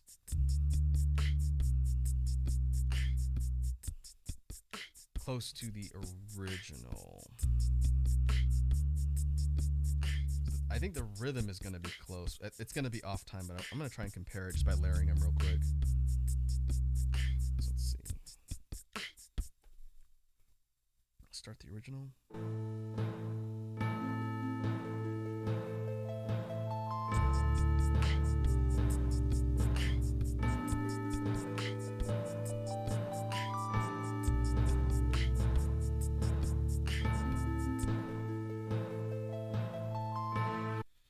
I think it's actually just a different melody altogether. It's close. It sounds close. The tempo is not close because, again, it's off the way I recorded it. But it does have an interesting sound. If we were to just discard the sample altogether, this wouldn't make a bad BGM track on its own. In fact, I kind of want to just tinker around with this set of sounds that we've got here and then see if we can turn it into an actual functional BGM track. Let me save this, which is what I wanted to segue into for a good chunk of the stream. I do want to see if I can come up with a functional remix for that theme. Like I said, worst comes to worst, I'm perfectly fine using it just by itself for the outro theme. It's a really good song. But I'll think about that some more. I don't want to just tinker around with weird stuff the entire time. But we can look at mixing things here on the loop for this particular song and potentially make a BGM track out of it. So let's do that. I'm going to close this. And we'll see what we can do with this particular set of recorded sounds. I think it's got potential. So if we play everything...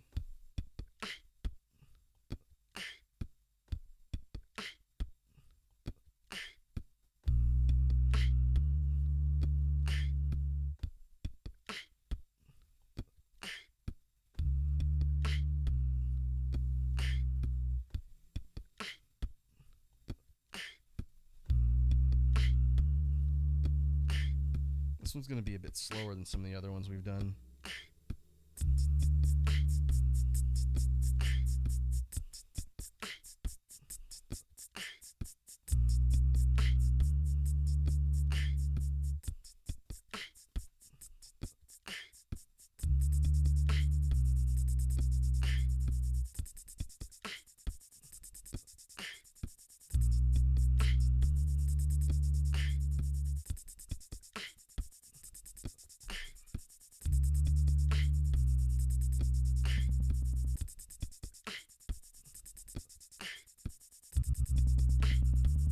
Tried adding the track effects to the bass line too. It makes it really kind of stuttery and choppy. I don't think I like that. But I do like the way it switches up the rhythm on the hats. I think I'm definitely going to keep that for the sound here.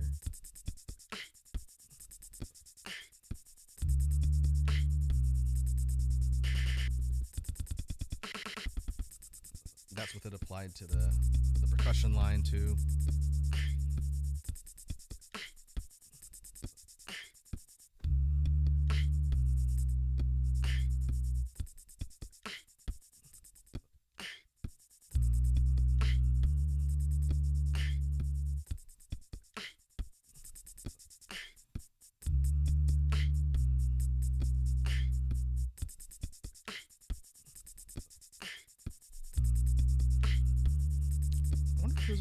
I don't think there's a way to selectively tell the loop which tracks are going to be subject to the overall track effects. I think it's either a yes or a no based on the toggle setting here.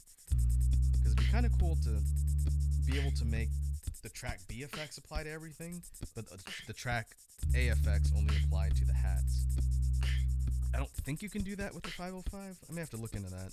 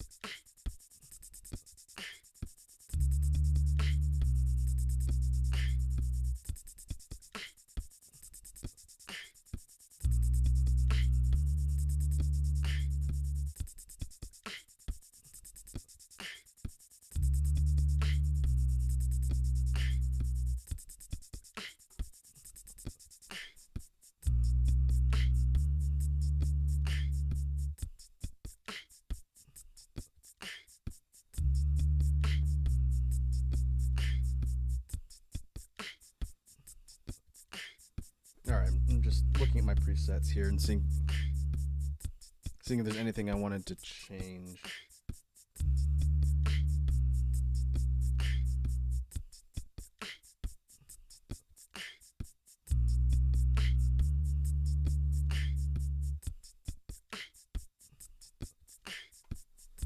I do like the mixing up of the rhythm with the hats. So I think I'll probably work that into the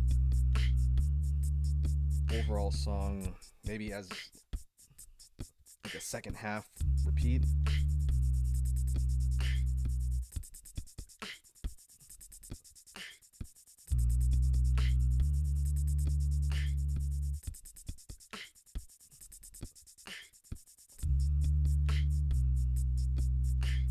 All right, let's stop all these for a sec. Save that.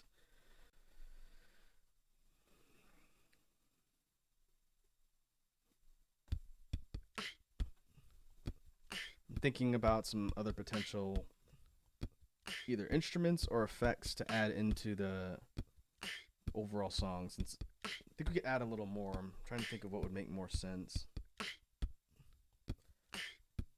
One thing that I've been meaning to start working on for these BGM tracks that we haven't incorporated yet because it's a little bit more difficult is adding in trumpet melody, because one of probably the only real melody driven beatbox sounds that I have in my toolkit is the trumpet. And you can do some really neat things with melodies and harmonies when it comes to instruments like that.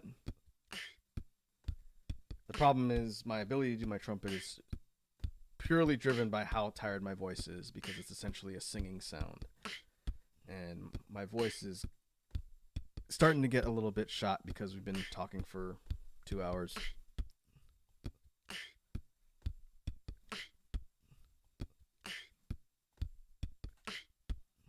But I can try and see if it'll be possible to put down a melody line with the trumpet, and I can always overdub some harmonies on top of it. I don't know if I'll be able to do that first try by ear, but we could see how that would work and just get a feel for whether or not it fits into the track.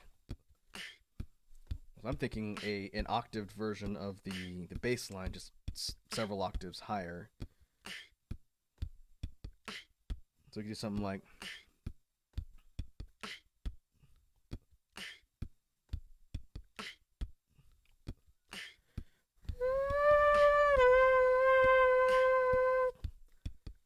That's about the note. I need to make sure I do it cleanly if I'm going to record it.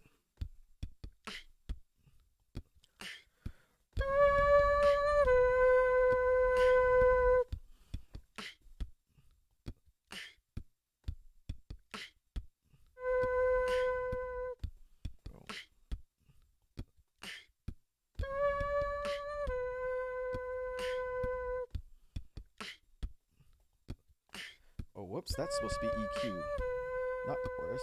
That's why that sounds weird.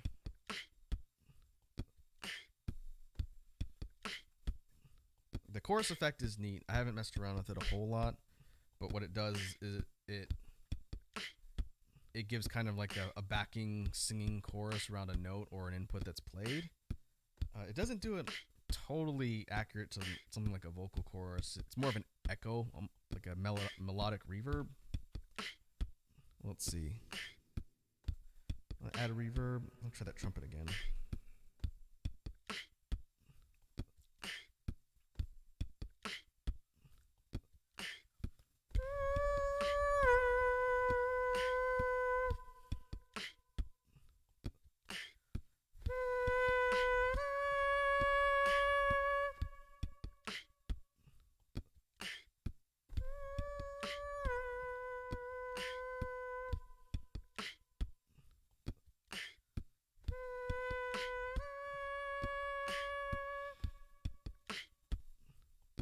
Alright, that was about what I was going for. Now, if we pair it with the bass line, what does it sound like?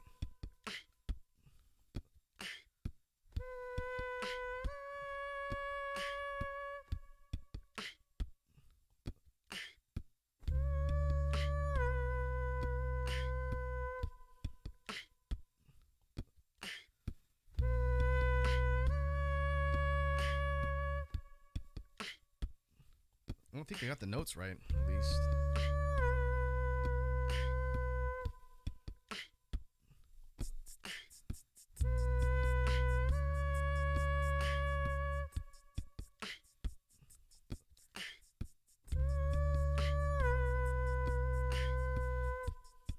What we've created here inadvertently is essentially a beatbox cover version of that town theme from Lufia. rhythm's a little bit faster, I think, but the bass line and the trumpet melody, it's mirroring exactly what that song sounds like. So I would probably have to call it like Lufia cover or something. The track itself has a name, but I forget what the name of the song is.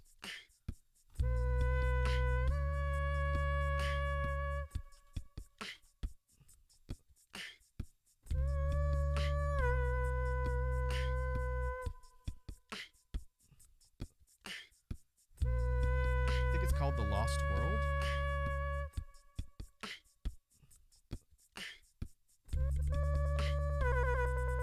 Okay, we definitely need to make sure for doing that, track effects is not applied to the trumpet line. Alright, let me stop this. I think that trumpet line is good. I may re-record it and try and clean it up a little. But for a rough prototype on a BGM track, we could do something like this. If we were thinking about how it would play out in an actual recording.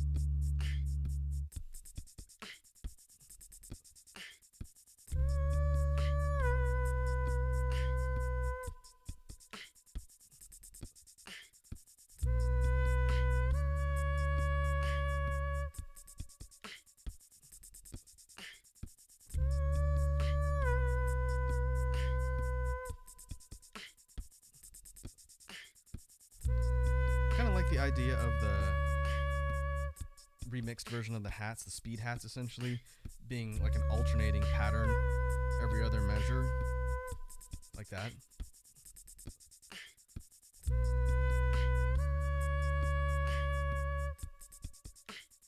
That's going to make it more difficult to record because I have to remember to trigger it at the right time. But it could be an interesting way of mixing up the rhythm without having it be structured just by four measures, or like half and half. Since I haven't done that on a song yet. All right, let's try it from the top. We're gonna start with the rhythm.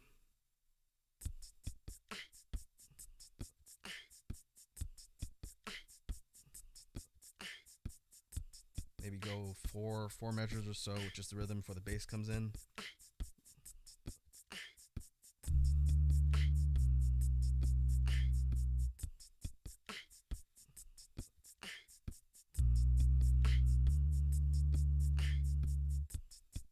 Trumpet.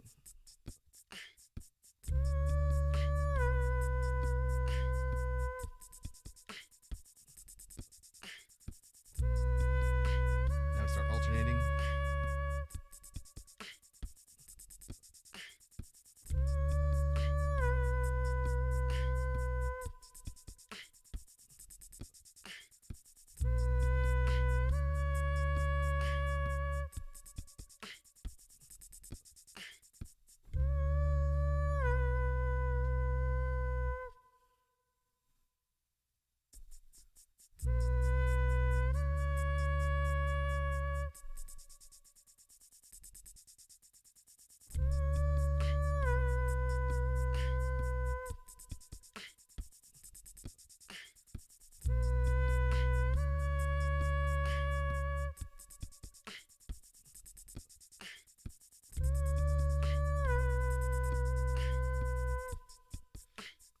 See what it sounds like for just letting the speed hats play for a few bars.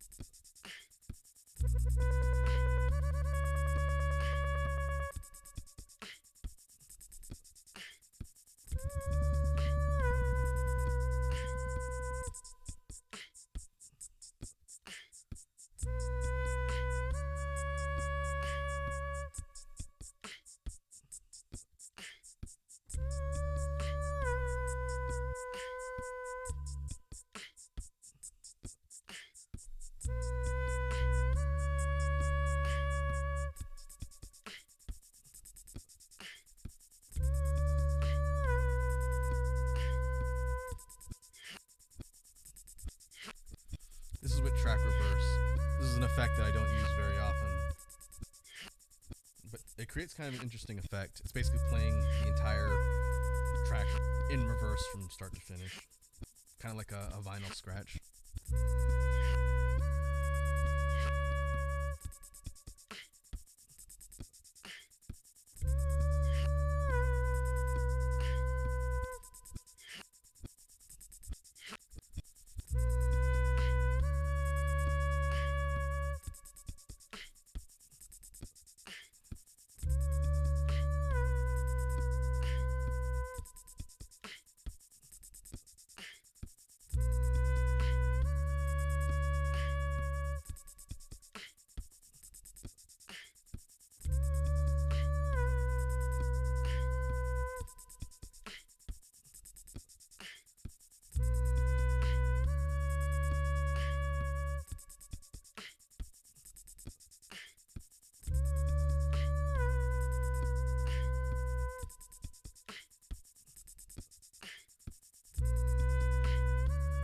Interesting. I'm messing around with the track settings, and I can actually make it fade in. It's not really gonna matter. This is the trumpet track. It kind of just starts, but it's interesting that you make it do that.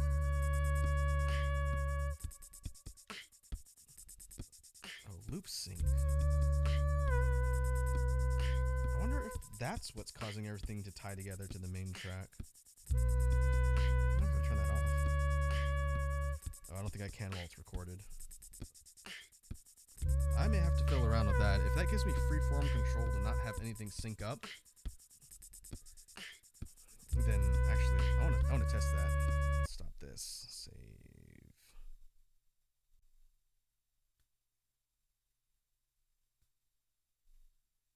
It's gonna write this to track 38. I'm gonna shelve that BGM track we just made. I think it's gonna be good. I want to stock that one for later. We'll need to figure out a good title for it. If we don't here, then I'll think of something clever. But let's see. Let's do this. Clear this off. Bruh. Let's go here.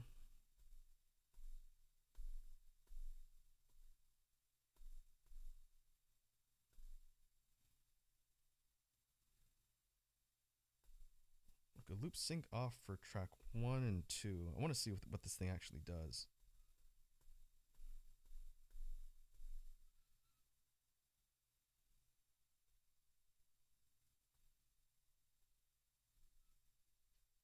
Or if I just record a beat, I wonder if it'll just completely sync up anything I do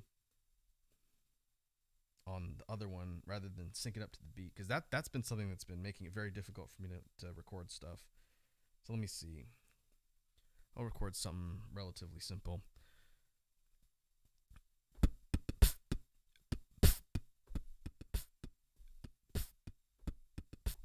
Get it to actually loop.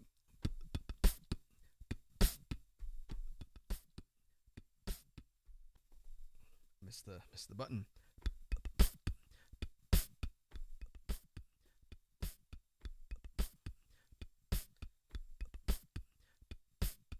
Now let's see, what I want to test here is if I record something else on the second track that's wildly different tempo, like almost a completely different beat, if it's going to sync up to the BPM for the first one, or sync up to the track that I just recorded. So I'm going to do like a completely different beat and we'll see if it works.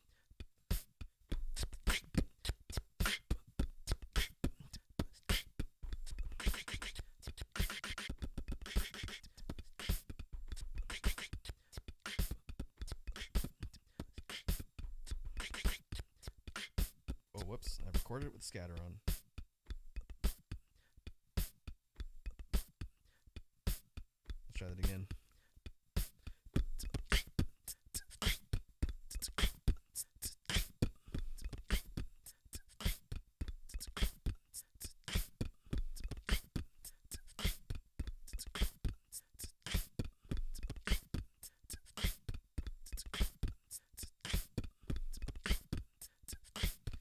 I think I inadvertently recorded something that was very similar in rhythm. I wanted to record something that's totally different. So let me just mute that. Stop this. I'm gonna do like a drum and bass real quick. I just want to compare and see if this actually solves the problem I've been having.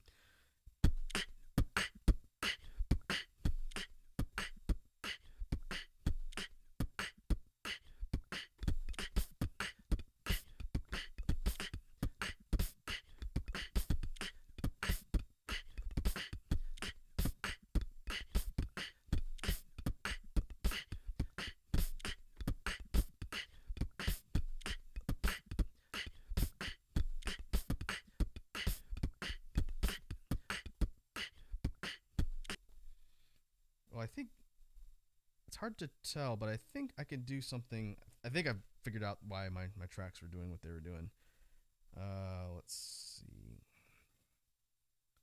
I'm going to record a loop that's way longer than this first one, but also a different rhythm, just to see if it'll loop independently.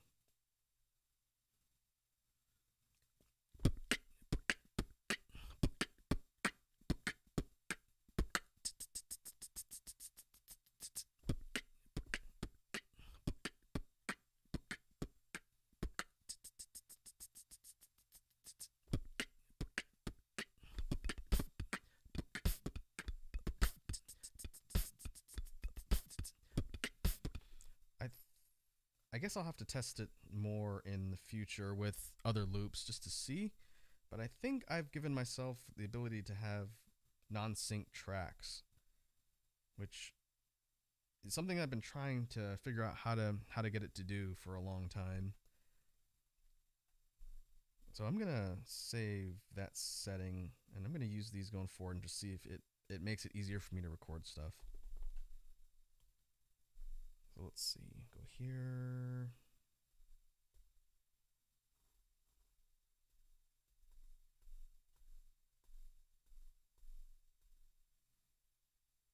Turn that off. Turn that off. Turn that off.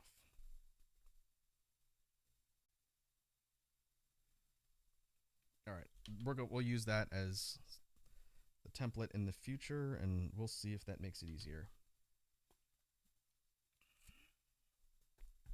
I'll do some research on that offline too and see exactly what that setting affects. But I think it's made it so my tracks can be independent now, which is gonna be good from a flexibility perspective, but I think it means I need to be more careful about how on time and on tempo the stuff I record is gonna be.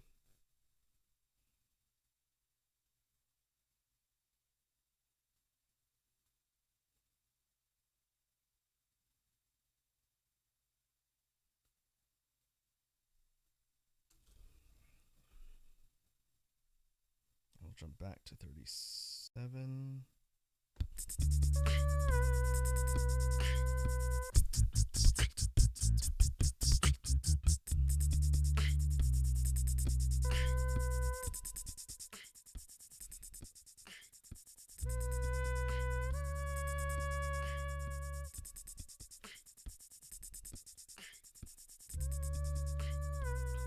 Just want to put some BGM in the background while we kind of close out here.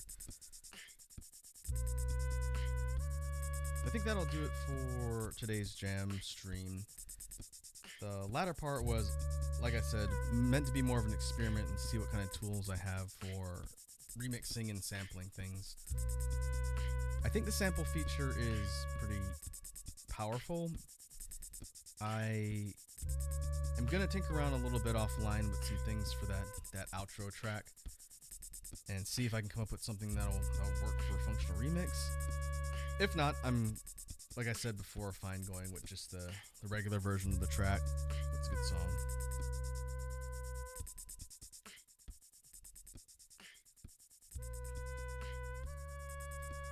I think what we'll do in the future when we get together for one of these